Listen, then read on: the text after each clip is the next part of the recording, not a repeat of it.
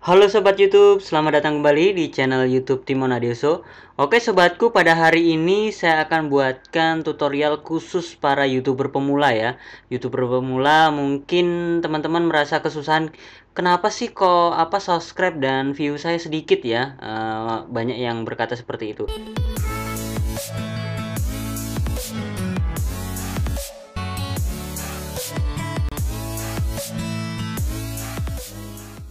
Teman-teman bisa lihat di sini salah satu channel YouTube saya. Sebenarnya videonya baru berapa biji ya? 1 2 3 4 5 6 7 7 biji. Subscribernya sudah 200 hampir 300. Nah, ini nggak pernah saya update. Nah, sebenarnya supaya tertarget, supaya kita bisa membenahi sebuah channel dan lebih bagus lagi, ada yang perlu teman-teman perlu pahami. Nah, di sini bagi teman-teman yang mau belajar, oke langsung saja. Ini saya contohkan salah satu channel saya. Kita pergi langsung ke YouTube studionya ya. Klik kanan, pojok kanan, klik ke YouTube studionya. Teman-teman perhatikan bahwasanya yang pertama yang perlu kita pelajari adalah penyetingan dari channel tersebut. Jadi teman-teman, untuk penyetingan dari channel tersebut sebenarnya sudah saya buatkan di video sebelumnya ya. Kita setelannya itu di setting sini nah, di setelan. Untuk penyetelan itu di sini teman-teman. Untuk penyetelan di sini teman-teman silahkan periksa untuk channelnya. Di sini ada beberapa menu ya untuk channelnya, informasi dasar. Di sini kata kuncinya kita masukkan semua kata kunci tentang YouTube kita. Habis itu setelan lanjutnya teman-teman sini pilih yang nomor 2 yang tidak ditetapkan untuk channel untuk anak-anak ya, untuk dewasa. Habis itu ke bawah, habis itu ke kanan kita pasang brandingnya seperti ini untuk subscribe ya, kita pasang brandingnya, kelayakan fitur di sini kita biarkan default upload lah. Di sini apapun yang kita upload di situ akan secara otomatis muncul seperti judul, mungkin deskripsi yang tidak mau diulang-ulang, teman-teman bisa setting di sini. Ini publik, tagnya juga bisa kalau teman-teman mau tulis tagnya duluan. Habis itu izin. Jadi izin di sini untuk menambahkan admin dari channel tersebut ya. Adminnya bukan hanya satu, adminnya bisa banyak. Kita bisa undang lewat sini ya. Oke, selanjutnya di komunitas. Komunitas ini tidak begitu penting, kita abaikan saja. Oke. Nah, di sini saya perhatikan teman-teman yang perlu teman-teman pahami adalah kita untuk memeriksa channel ini, channel saya ini kan dunia masakan kan. Nah, target saya dunia masakan ini sudah kena target atau belum? Nah, kita bisa lihat dari analitik ya, dari sini analitik. Nah, dari analitik sini kita bisa simpulkan target apa sih yang akan kita kejar. Nah, teman-teman bisa lihat di sini adalah grafik kenaikan. Saya baru upload 1-2 video, ternyata memang target saya cukup lumayan. Target saya bisa kena. Nah, teman-teman bisa lihat di sini ringkasannya, tanjakannya naik dari video saya yang terakhir saya upload. Di sini kenaikan tajamnya, durasi tontonnya juga meningkat. Jadi kalau durasi tontonnya meningkat ini berarti bagus. Jangan salah teman-teman, kalau semuanya durasi tontonnya ini hanya 8%, berarti sangat kecil sekali ya. Hanya 0,46 menit 46 detik saja yang ditonton. Jadi kita harus perbaiki kualitas dari videonya. Nah, teman-teman bisa perhatikan dari video-video saya yang terakhir, ini video yang terakhir ada 2 ya. Udang goreng tepung empuk yang ini 1 menit, di sini 2 menit. Termasuk bagus kalau di atas 1 menit ya, karena sudah melewatin cukup lumayan lah dari grafiknya. Nah, kita akan periksa lagi di jangkauan. Jangkauan di sini kita bisa periksa channel kita ini udah benar belum? Channel kita ini penempatan judulnya itu sudah tepat belum? Nah, teman-teman bisa lihat ke bawah. Di sini grafiknya juga naik. Kita lihat ke bawah. Di sini kita lihat dari sumber trafik ya. Teman-teman perhatikan, kalau di sini sumber trafiknya adalah media sosial atau eksternal yang lainnya yang lebih besar, itu channel teman-teman termasuk gagal kalau menurut saya. Kalau teman-teman mau berhasil, dikatakan berhasil sebuah channel, itu perhatikan di sini penelusuran YouTube.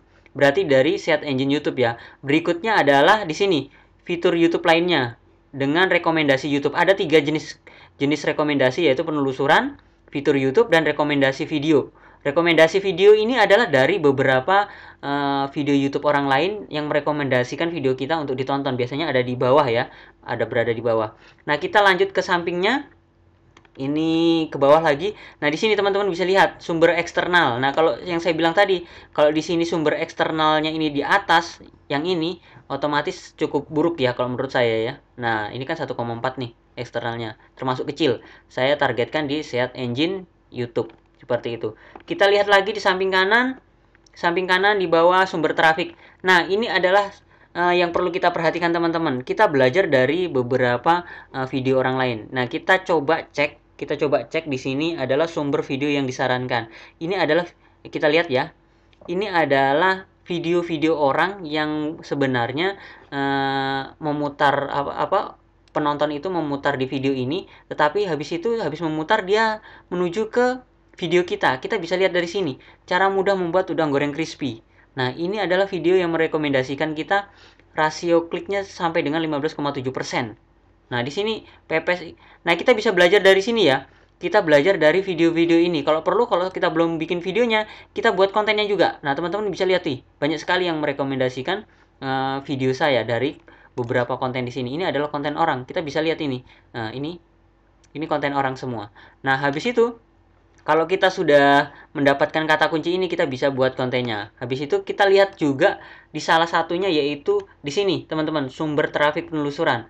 Nah, ini sangat penting ya, teman-teman, bisa kita pelajari. Nah, sebenarnya kata kunci apa saja sih yang biasa dicari oleh pengunjung yang berada di search engine YouTube? Nah, kalau teman-teman sudah bisa pelajari ini, di sini teman-teman bisa perhatikan nih, udang crispy tepung sajiku. Jadi ini adalah kata kunci teman-teman. Kalau seumpamanya kita buat judul, itu nggak boleh sembarangan ya. Kalau kita buat judul sembarangan, otomatis kita nggak bisa bersaing di search engine YouTube. Dan ini kata kunci ini sebenarnya bisa menjadikan judul. Jadi kalau judul teman-teman itu belum tertarget, bisa gunakan salah satu ini ya. Salah satu contoh udang crispy tepung sajiku. Di sini saya ada buat video tentang ini. Makanya dia dari kata kunci ini cukup lumayan ya. Nah, di sini kata kuncinya banyak sekali. Jadi kalau teman-teman sudah paham bagaimana teknik pembuatan judul di sini, otomatis kita akan mendapatkan visitor atau view itu gampang. Jadi teman-teman bisa perhatikan di sini untuk pencarian atau pembuatan judul. Jadi ini pembuatan judul ini rata-rata mereka nggak ngetik ya, mereka hanya ketik. Salah satu contoh gini ya, udang crispy tepung sajiku. Ini sebenarnya mereka nggak ngetik. Jadi kalau di search engine YouTube, kita bisa ketikan seperti ini. Nah, teman-teman bisa lihat di sini di search engine YouTube, teman-teman bisa ketikan salah satu contoh udang crispy. Nah, di sini saya hanya mengetikkan kata kunci sampai sini saja ya. Teman-teman bisa lihat udang crispy sajiku. Nah, teman-teman bisa lihat di sini udang crispy sajiku. Jadi mereka tuh sebenarnya di search engine itu tidak mengetikkan kata kunci, hanya mengetikkan udang saja akan muncul udang goreng tepung, udang asam manis. Ini bisa menjadikan kata kunci adalah sebuah judul. Target kita di search engine YouTube. Udang crispy sajiku, tepung sajiku seperti ini. Habis itu orak-arik telur wortel. Salah satu contoh orak-arik. Nah, orak-arik telur wortel buncis apa nih? Nah, ini sebuah kata kunci. Sebenarnya kata kunci ini di search engine ini yang diketikkan oleh para pengunjung di sini. Mereka sebenarnya tidak mengetik secara keseluruhan ya.